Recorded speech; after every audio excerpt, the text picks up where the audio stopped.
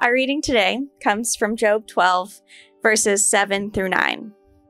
But ask the animals, and they will teach you, or the birds in the sky, and they will tell you, or speak to the earth, and it will teach you, or let the fish in the seas inform you. These are words from God. May she bless our reading and understanding of them. I love that reading from Job because, I don't know, you don't always hear that from Scripture, from the pulpit.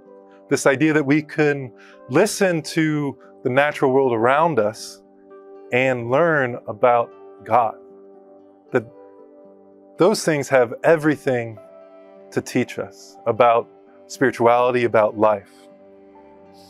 Indeed, if you think about listening to animals, listening to the sea and fish, you have to imagine a level of quietude within yourself.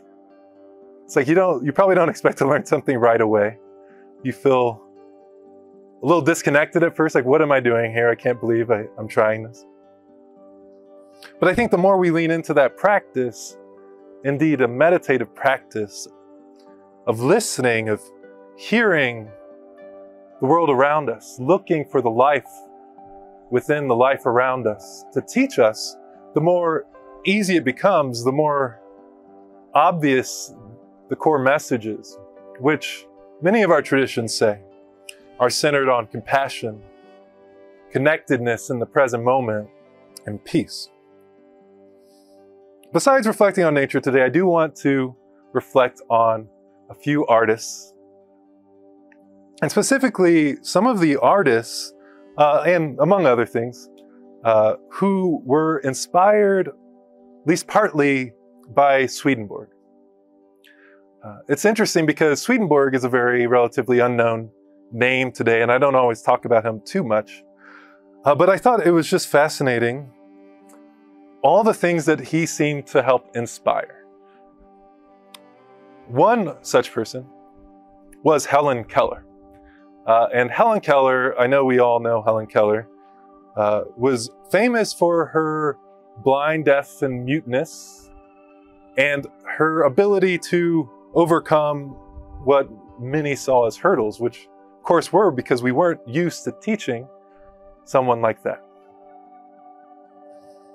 And she spent her life uplifting others as well, empowering others who were differently abled through organizations, through talks, encouraging people to give and engage and help people who may not always have it so easy. And that also applied to the downtrodden. And as she writes in her book, My Religion, she was greatly inspired by the writings of Emanuel Swedenborg, specifically his focus on how God and the spiritual realm are manifest in nature, in the world around us, and that we are called as such to embody heaven, to embody that love and wisdom in the world. And we see it in her life. Many of the things she did throughout her life were centered on uplifting others, and many of them are forgotten, unfortunately, such as her focus on empowering socialist values. Yes, she was a socialist. She spent much of her adulthood going around to universities, sharing about socialism. Now, I can't say I necessarily agree with every tenet of socialism, but I do think there's something there to learn from, something in socialist principles that we already take advantage of. Police, fire, people, in many of our roads and public spaces, and of course the things that uplift us when we're down and out in this world. She also shared the deep, profound nature of what it means to be human in this world, that we are expressions of divinity. Like nature, part of nature, we are in deep unity with God, and in a way, In everything about us, we express that divinity, an aspect, a symbol of that divinity, known by many names across many traditions. She wasn't alone. We have other artists that were similarly inspired, including Hilma af Klint. Now, Hilma af Klint is a little new to me. I've learned more about her over the last year or so. And her art is wonderful. If you get our emails, you saw a little bit of it today if you checked it. Beautiful, wonderful art using different geometric shapes and colors. What's crazy is that she is only recently getting renown for the fact that she seems to be the first abstract artist as we know them today. And Hilma, like Helen Keller, was slightly inspired by Swedenborgian thought. And we see it in her art, at least I think I do, where she talks about the integration of spirit and nature, the symbols of shape and color, things that Swedenborg was writing about in the 1700s. And of course, Swedenborg was just sharing what he thought were deep truths of the universe. I think once we hear things like this, where now we know people see color when they hear music. And sometimes they see auras. At least they say they do. I don't know. I'm just kidding. I'm sure they do. Depending on the character of a person. And Hilma painted like that. She was always pointing towards deeper truths in the world. That everything we could possibly perceive is just an invitation to reconnect with the core of our spirit. Our intrinsic awareness, as the Buddhists put it, that's intrinsically compassionate and beyond real understanding, even within us. We can't quite understand it or conceptualize it, think about it as much as we can be it. We can return to it when we stop analyzing everything, stop leaning into our ego identities. That could be through selfishness, it could be through hate, it could be through all kinds of things. This false idea of self that limits us, that non-awareness that we are one with divine love and wisdom, as Swedenborg liked to put it, with compassionate awareness itself. And so indeed, listening to a tree, to the wind, connecting with our favorite artist, musician, I think often invites us to that engagement with the present moment and the living God. Now there's another artist I want to mention, just because he's so incredibly famous, and if it weren't for Swedenborgians, as far as I know, many of his prints wouldn't exist today, and that is William Blake. Now, William Blake was a member, attender of the first gathering of people interested in Swedenborg's spiritual theological writings in Britain. I think it was Britain, in the UK. And crazy enough, throughout his career, he was relatively unknown. I don't know if you know much about William Blake, but if you imagine that painting where there's the white hairy God pointing down from a cloud and lights coming from his fingertip. There's also really beautiful images of kind of angelic looking people, sometimes ascending into heaven, all kinds of things. And his prints, he detailed those out himself, of course, but they were prints, so they were actually plates. And he would make a print and he would paint it with different colors. And throughout all of this, he hoped, he strived and even wrote poetry about how this was inviting us to a greater awareness of spirit and divinity, no matter our tradition or beliefs. Indeed, it's well known in the Swedenborgian world, at least, that Blake had some contentions with Swedenborg over time. And actually, I invite us all to think rationally and somewhat independently for ourselves. I say somewhat because I think it's impossible to truly be independent, because that's kind of what this talks about. And Swedenborg thought so too. He just shared what he thought were deep wisdoms and truths about life and the universe. And despite that contentionality, I don't think that means Blake wasn't inspired by Swedenborgian thought. I think sometimes our most fruitful relationships are ones we sometimes struggle with. I know many of us have that relationship with, well, family, of course, but the Bible, the Christian church itself. Swedenborgianism is a little strange in the sense that it's a mystical Christianity that many people define in different ways. You ask someone what Swedenborgianism is, or if they're Swedenborgian, even if they attend church regularly, they may say, well, I may not be Swedenborgian, I don't know. Or this is what it is to me. And they share. I studied under a Taoist Buddhist Swedenborgian in San Francisco, the Reverend of the San Francisco Church. And we have many people of many different stripes, even within our congregation. We all have our own walk with God.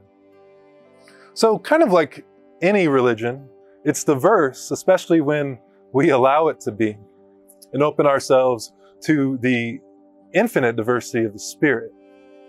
And in a way, that's what I see this art reminding us of, what nature reminds us of. It's the infinite diversity, the infinity of divinity. God, known to be the root of all our gifts, the root of all being, is all being at its core. We hear from Swedenborg that he believed God made all things from himself, herself. And so we point to divinity. We don't always pay attention to that, but everything serves to remind us of the reality within our being and to be found in present moment, compassionate engagement. So that's a taste of some of the artists inspired by Swedenborg. There's many others, of course. I'm sure I skipped some people's favorites. Emerson is well known to have read a lot of Swedenborg. Nathaniel Hawthorne, I could keep going, Frost, among others. And indeed, Swedenborg's a little enigmatic to me because of that history, because he was so well known. And yet I think he became too strange for most people. He was well known in his time for his science. He didn't get into his spiritual writings until he was around 55. Indeed, one of the things that inspired Hilma of Klint, it seems, was some of Swedenborg's scientific musings. It's well known, if you look on Wikipedia at least, that Swedenborg had the earliest known nebular hypothesis, how the solar system formed. Kant's hypothesis came about 20 years later, and so that's noted. And it's also well known that Kant loved to read Swedenborg. And so Swedenborg, as this scientific juggernaut of his day, Swedish royalty, was famous, was known. And yet, when he turned to the Spirit and was outed as the writer of these strange books, because they started coming out anonymously at first, that started to fade. And I think that fear of living fully for ourselves sometimes is present within us. That fear that others will dismiss us, judge us for our spirituality, for our practices. So that's something we must face. But we do well not to forget that it's inherent in creation, this spirituality, this depth, that no one can pigeonhole you except perhaps yourself. And that we are called to live fully for ourselves, for our own sake, with the divinity around and within us. So now let's take a moment, turning to meditative peace as we notice our breathing, perhaps closing our eyes.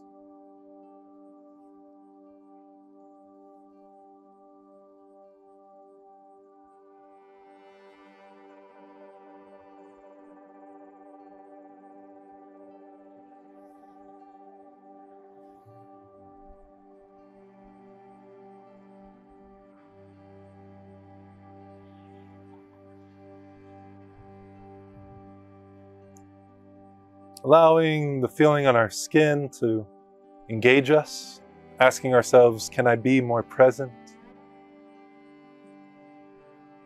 Even that pain in the hip, to engage us. Perhaps that fleeting affection that we've been running from. Not following it, but noticing, accepting that it is indeed there for the moment.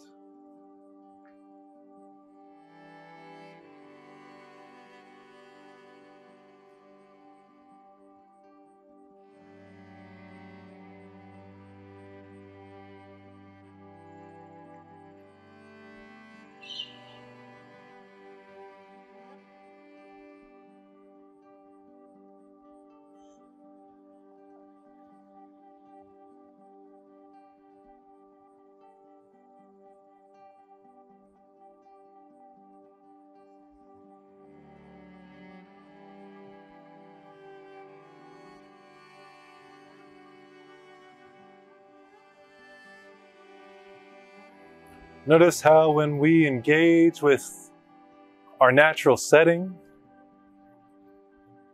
we come more into the moment. Some of our habitual thinking fades a bit in moments.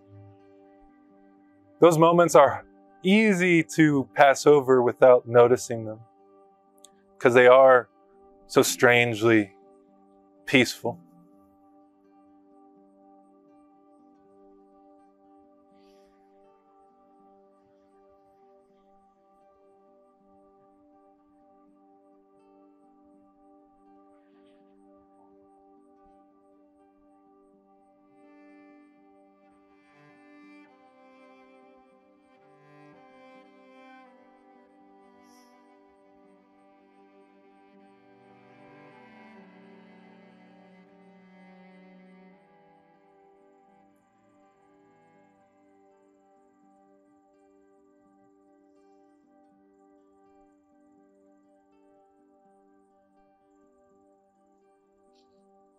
Taking a moment also to just centering on the feeling, the idea of I am.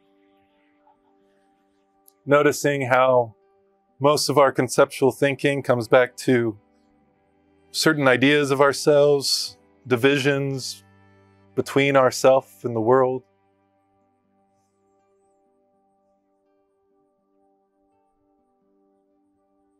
Tend to go back to the future, the past.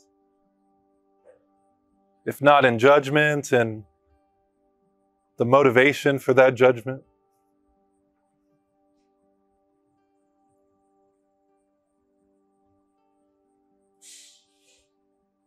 Just being aware of it.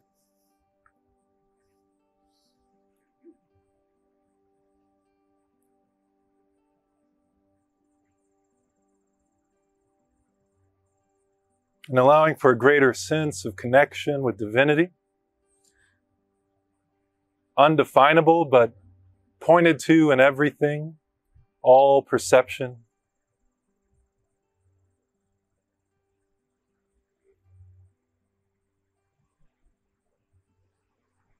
Even the pain, the trauma can eventually help serve to wake us up, to motivate us to come into presence instead of carrying so much guilt or burden.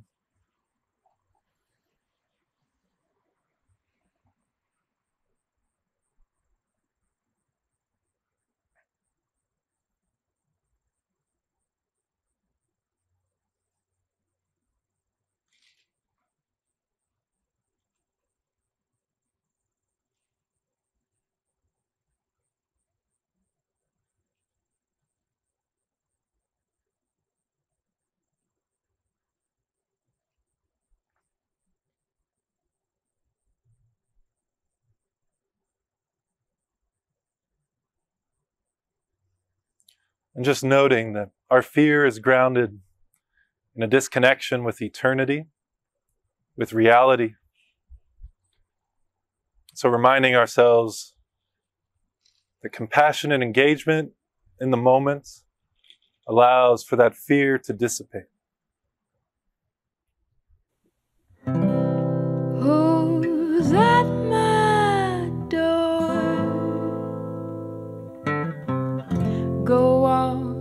let yourself in, just as before. It is the wind come to visit me again. I read your thoughts in the margins on the pages of the book you left me before you left home, underlining single words to form a conversation. I laugh in silence with you when I am alone.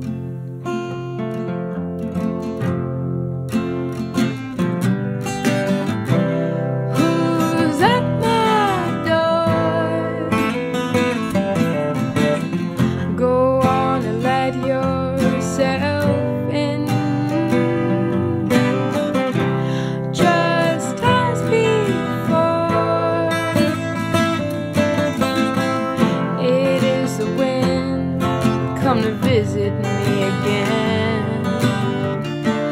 I am lying awake on your carpet, and I am waking up next to him at dawn, and I am waiting on the curb outside his apartment, and I am crying in your car with blinkers on.